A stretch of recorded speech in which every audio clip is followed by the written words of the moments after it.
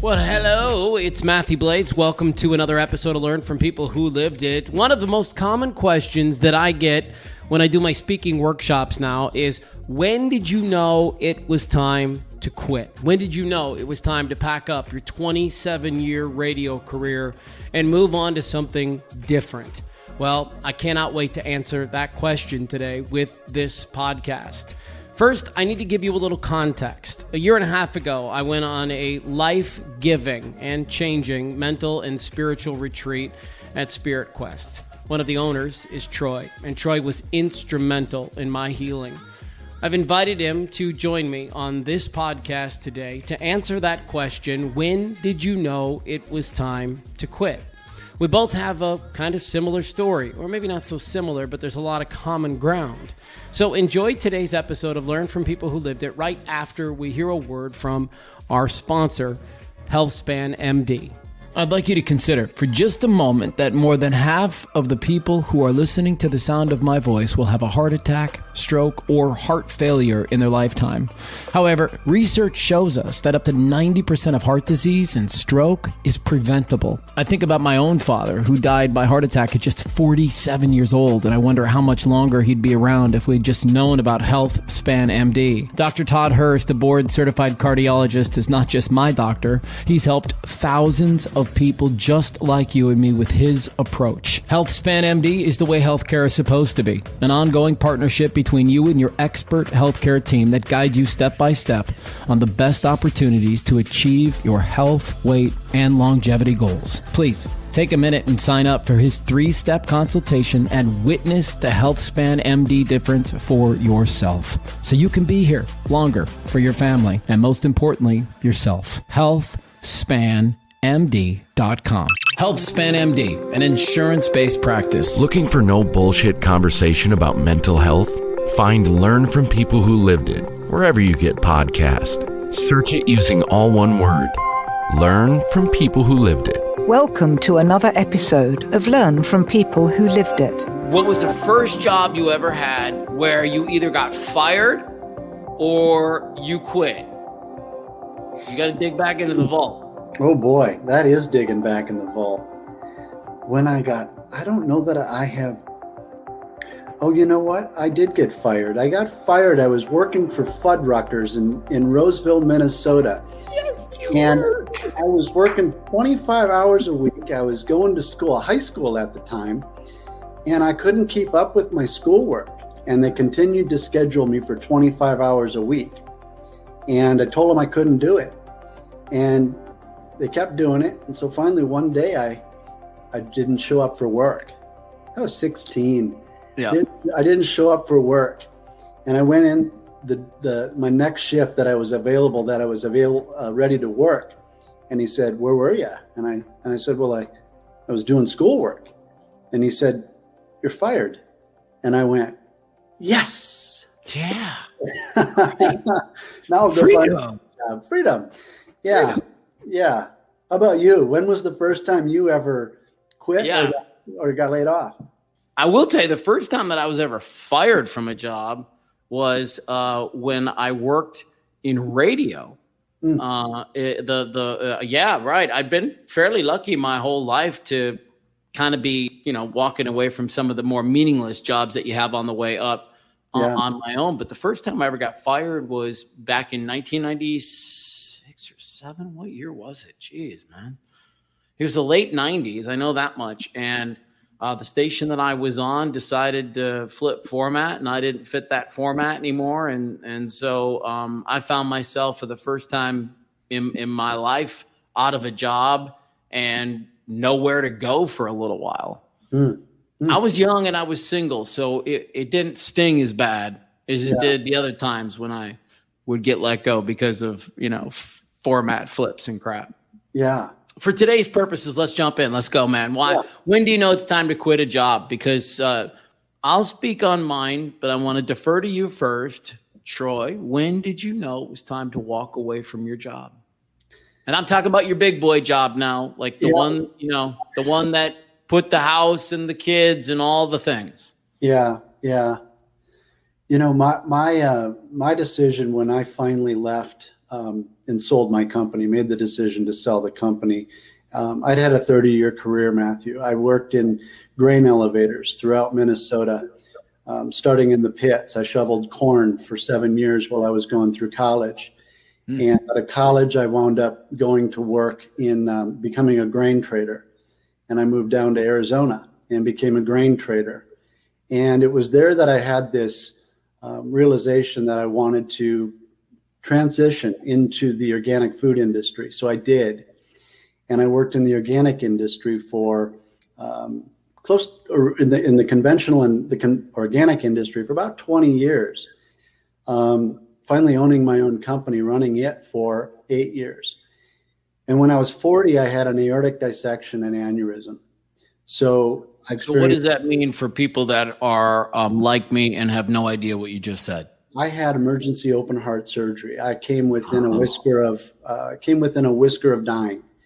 And I was watching a football game one Thursday night. I was watching a Baltimore Ravens game. It was October 12th, 2012. I was watching a Ravens game, and I started to feel like I was having indigestion or acid reflux. Yeah. I thought I would sit there, and I thought I would just wait it out and see if it would pass. Well, like breathe through it kind of a vibe. Breathe through it. Like I'm going to be tough, and I'm going to try and breathe through it. Well, it intensified.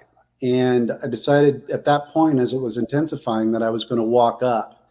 And I was going to walk up and let my wife know what was going on. And we decided at that point that it was time for me to get to the hospital. And on the way down to the truck where I was going to get into the truck, I collapsed. All the blood had gone into my chest cavity to keep my heart pumping while my arms and legs had grown cold. Sure. I was there. Because you started moving, right? I'm trying to understand this moment by moment, right? Because you started moving. Yeah, I tried to get to the truck and I fell. Yeah. And so I finally got to the hospital, and it took the hospital about a half an hour after a few tests to realize what I was having was an aortic dissection, which means that our aortas are comprised of 3 layers. The layer that comes in contact with the blood had separated and fallen down into the bloodstream, and that bloodstream was pooling up into the aorta, which was on the verge of rupturing, which would have been and meant death. Well, it didn't take long. They realized it, and the telltale sign of an aortic dissection is that I had an extreme pain in between my shoulder blades. Normally in a heart attack, we have that issue with our left arm. We have a numbness, a tingling, and severe chest pain. My pain was not only there, but it was also in the middle of my shoulder blades. So helicoptered down to the University of Minnesota. I had a Dr. Ward, who was the chief of surgery. I wrote my letter. He gave me a clipboard and asked me if I'd like to write my goodbyes to my kids and my wife. And I did. I wrote my goodbye. Wait, you're going way too fast. Okay. I mean, you're like in a movie. You're like I'm in a helicopter. I'm in the bed that I'm writing. Okay, hold on. You're in a helicopter. You're lucid in the helicopter, I guess. I'm lucid. I'm pretty sedated. Okay. But I'm lucid. But I'm not feeling the pain at this point. I'm pretty well. Taken care of there. I'm pretty well medicated. So then you get into the room where I can only assume there's some more tests, some more meetings, some things. And then Dr. Ward walks in, he hands you a clipboard. And so you're at a place where you could put pen to paper and be clear enough to write thoughts down while this is all transpiring. Yeah, I had said my goodbyes. I wrote my goodbye to my kids, told them how much I loved them, how much I loved them. And at that point in time, my kids had run through the hospital. It was about 3 a.m. And they rushed in and ran up to my beds, to my the gurney. And we said a prayer together, told them how much I loved them. The doctor said, we really don't have time to wait. We need to move now, and brought me in for surgery. So after that, I survived, obviously. And you know, I was back home in 3 days. Had a Gore-Tex sleeve wrapped around my aorta, and I was home for 3 days, and I felt like I needed to get back to work. I needed to go back to work and to keep working, which I was back working within about a month. I was back working, and the recovery process that physically was taken care of. I was recovering physically, and thankfully I was able to work from home. I did own the company, so I was working from my home, and I was really in a bad place mentally. I was really in a bad place emotionally. The recovery process physically the body is amazing in how it can heal itself. Mentally and physically, or mentally and emotionally and spiritually, it's really the work that I needed to do to get through that. So the healing process really began after that. Even though I was having a difficult time processing what had just happened, what meaning did I make of that event? What meaning in our hearts? What meaning about my heart did I make about that event? Well, I became very depressed. I became very depressed, and I became anxious as well about my life. I was scared to death of change. I had no idea what this meant for my life. I was now taking medication. I was not healthy. And at the same time, I had achieved everything that I had wanted business-wise. I'd made my money. I was the CEO, so my identity was wrapped up into the title. I was wrapped up into all these ideas, these thoughts, how I was being treated, all of this. And I put my feet up on my desk. I looked out my office window, and I asked myself if this was all that there was in life. I'd achieved it. I had the kids. My kids were going to soon be leaving for college, and I would be an empty nester. I was with a wife that was, it was not a healthy relationship. And I was working at a job that I'd done what I'd needed to do. I felt like I had fulfilled my purpose. I did that for about 6 months until I experienced a pulmonary embolism, or a blood clot in my lung, that also nearly took my life. So I still wasn't getting it. I had stopped moving in my life. I had stopped shedding the process, shedding those identities and those feelings. After that, Matthew, I went through 5 years of more life-threatening illnesses. Really? And I did. Wait, okay, we have to pause, because now you're older, you're wiser, your higher power looks back. What were you not getting? What were you stuck on? I was scared to death of change. I had thought my life was about that. This was what there was. I had issues with my neck. Our bodies are so amazing in that they can give us symptoms. Of course. So that if we're truly willing to listen to what these symptoms are teaching us, they can help guide us into the direction. Amen. But I was so fearful about whether or not I was lovable, whether or not I was worth letting go of all this and what was next. This great unknown. How is the world going to react to me if I let go of what I'm doing? What will I do? Yeah. I had no idea. I'd always wanted to work with people. I'd always wanted to help people. I had no real clue about what direction that looked like, or what what it really looked like. So the how is, I've come to learn, right? You had no idea about the how. Yeah. So for me, it had a lot to do with life and death. I was not fulfilled in the work I was doing any longer. I was not happy. I was not fulfilled. I was not in alignment. I was not feeling content and purpose-driven and fulfilled in the work I was doing anymore. Yeah. It had passed. And I realized that it wasn't going to be just about the money. I was making all the money I wanted, and I was spending all the time buying all the things that I wanted. It wasn't satisfying me. None of it was satisfying me. I was just living a life, a real hollow, shallow life, where I was actually going to bed every night and really living in quiet desperation. Yeah. I was lonely. Yeah, you get to those. Do you ever get to that point, man? I mean, just real talk. You ever get to that point when you were there? It was like, and I've read books where people have said this, where you hope something will happen to you. You wish something would come about and take you out in some respectable way, and it's like you get to that low point in your life where you do definitely consider. Yeah. Could it be just better here without me? You do all the things, you go through all the emotions when you're down in that space. And I think if we do anything in this particular podcast today, I want to impress upon people, when did you know it was time to walk away? So for you, for me too, I mean, you and I have talked about this off the grid a million times. Our stories are stupid similar. I mean, there are so many crazy similarities in our journey.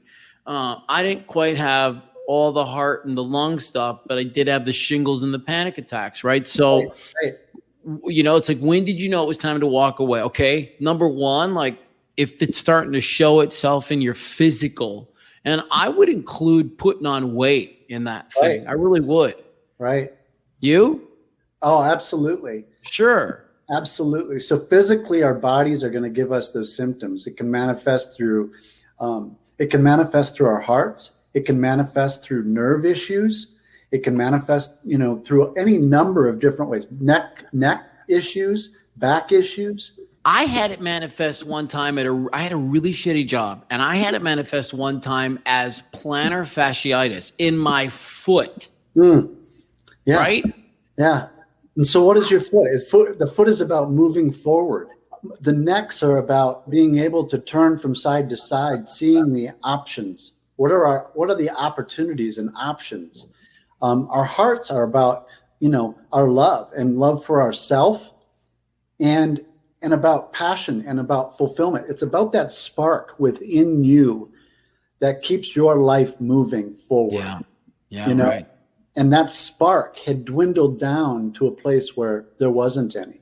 It was dead. It was lonely. So emotionally, when we're feeling desperate, lonely, when we're feeling sad, when we're feeling incredibly depressed, right? As if there's nowhere to turn. Yeah, and particularly when that didn't used to be there, right? Like there was once upon a time where walking through the office door excited you and was all of the things and all of the feelings that it needed to be. But it's now possible that it's run its course, and that's worth paying attention to, even if it scares the ever-living crap out of you.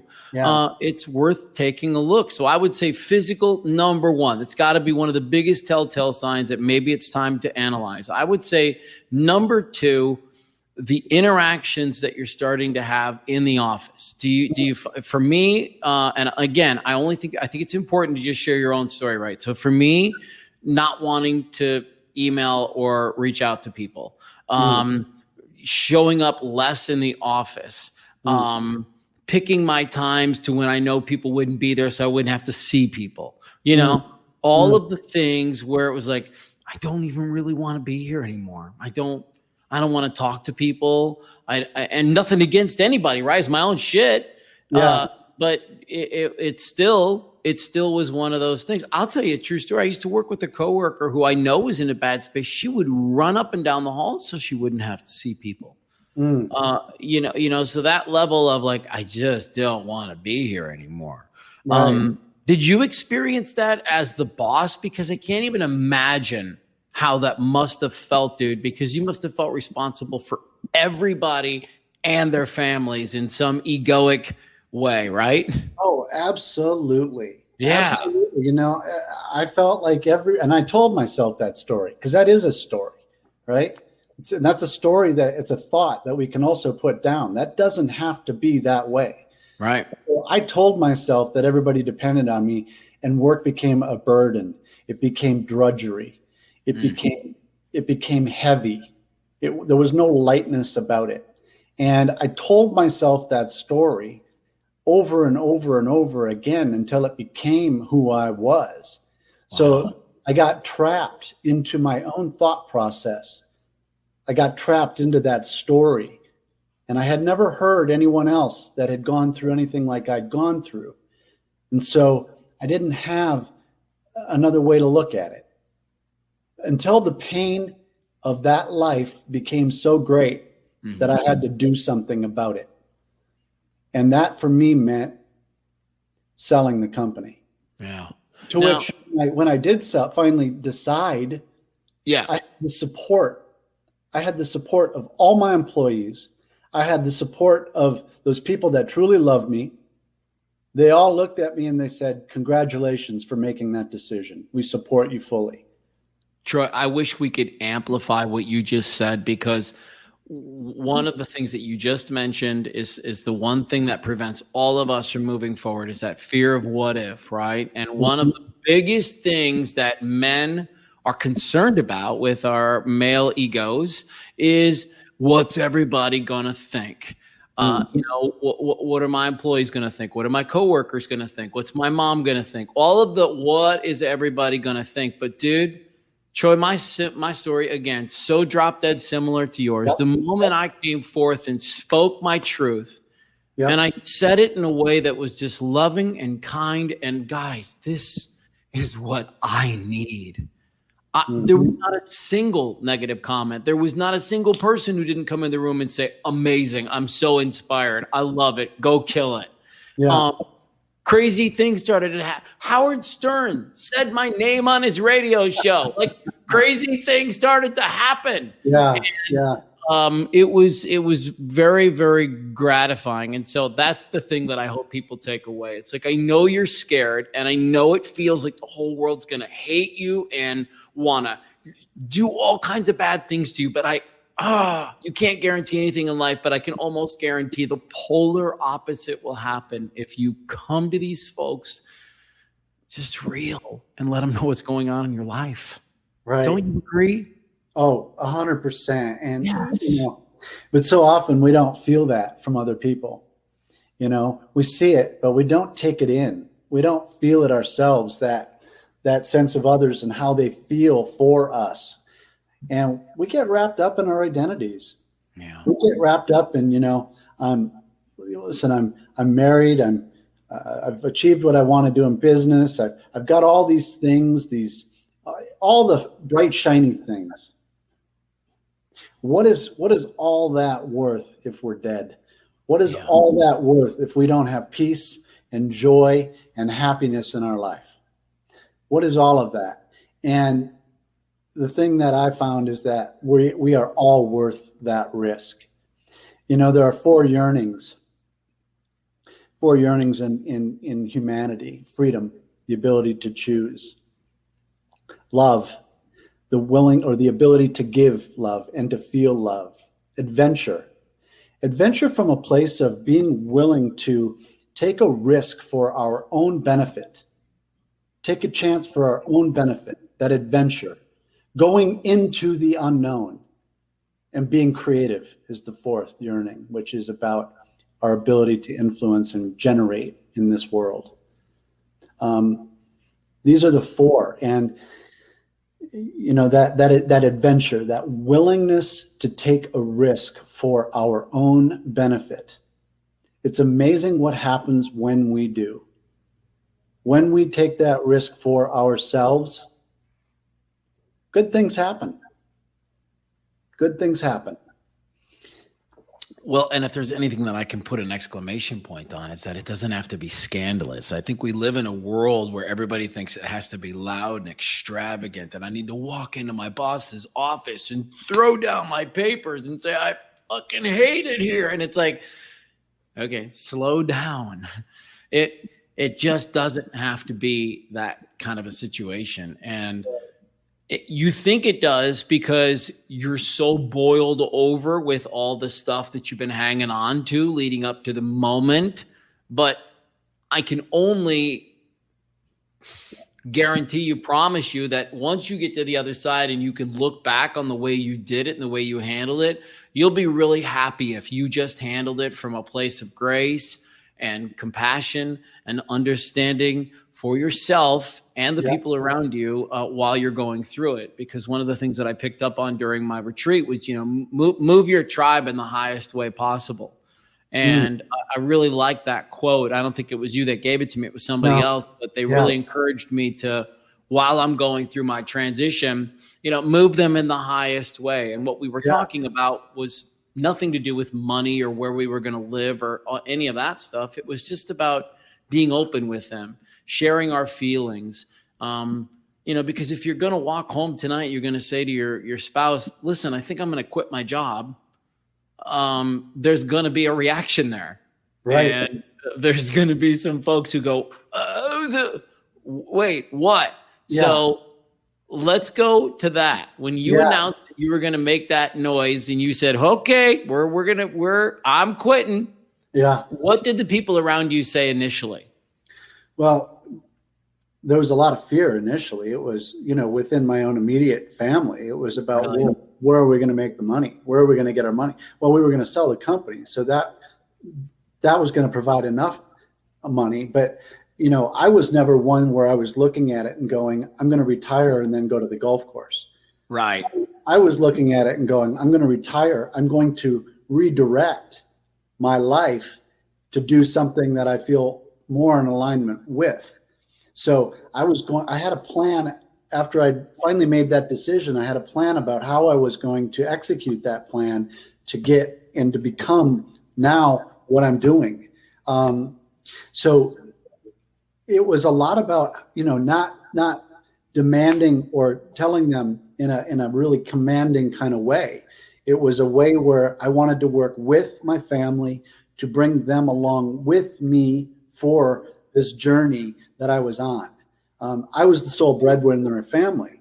So from that place, there's a lot of fear. And there was a lot of fear from my wife at the time around security and safety. Did she flat out tell you no? I mean, did people around you in your life ever say no? Or were they just like, because when I announced mine, Troy, I don't think my wife never was like, no way, you can't do this. But boy, it was damn close. Yeah. It was like, are you serious right now? You've got 2 kids that are getting ready to go to college in a few years. This is what we're going to, like you're talking about, this all fear. And it should be noted, don't you think these are pretty rational fears? I think it's a pretty rational feeling that when the net gets taken out, you're going to have a little bit of that feeling. And so it's okay to acknowledge it and walk through it.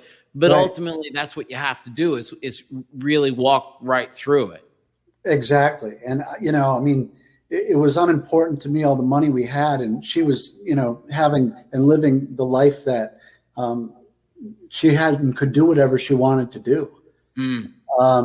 So it was more of an inconvenience for her around her life when what the decision came to for me was life and death. So for me, it was, I was willing, and in fact, I finally did have to let go of that relationship, but it was about life and death for me. It was no longer, so if she wanted to go on her way, how I looked at it was, that's her choice. For me, for me, I needed to make this decision for me. Now, I wasn't going to ostracize or push away other people in that process. I wanted to bring them along with me. But there were certain things that were no longer congruent with the type of lifestyle that I wanted to live. Yes. I really didn't care about, I didn't care about the shiny new cars. I didn't care about the big home. I didn't care about the neighborhood that and the image that we had to present to everyone. I didn't care about that image. What became more important was my inner life, how I felt about myself, and that I was doing things and responsible for my life, and I was doing those things that I felt happy doing. Yeah, because you can only stay busy for so long, man. And, it's the thing I keep telling everybody. You don't really have a plan because what you're doing only works until it doesn't. Right. And you find yourself in a place. Well, listen, I think be smart. Right here, right now, that the career you have isn't serving you or it is serving you. Right now, if you really like the people you go to work with every day or you don't. And my advice, and maybe Troy can echo this, is to just honor your feelings and just to be honest with yourself. And even if it's like me and it's a 27-year career that you're getting ready to walk away from, or in Troy's case, a 30-year career that you're getting ready to walk away from, there's a way to do it with grace that will serve everybody around you. Yeah. And I think if you're not clear, look outside yourself for help. Find the person that has made that transition in their life and reach out for help. Not that they're going to provide you with the solution, but they may provide you with a perspective. That is, I think, one of the most important things that we can do as men, is to stop thinking of ourselves as these solo creatures that are out there to control and dominate our worlds. We are men to work together, to listen, and to learn from one another and the wisdom that we've each gained. Because if I had learned that wisdom, I would hope I wouldn't have gone through what I went through. Yeah. I would hope that. I would hope that I would have been smart enough to listen and to follow someone else's wisdom and their guidance. I did not. I didn't have that. So from my standpoint, if I had reached out, which I should have done, thinking instead I was this great solo figure, I would have been much better off. So reach out for help. We have 3 goals with Learn from People Who Lived It. 1, to help you feel less alone. 2, encourage you to seek out a coach, a therapist, a church, anyone who can help you get through your journey and find some healing. 3, when you're ready, share your story with us. Find Learn from People Who Lived It wherever you get podcasts. Search it using all one word. Learn from People Who Lived It.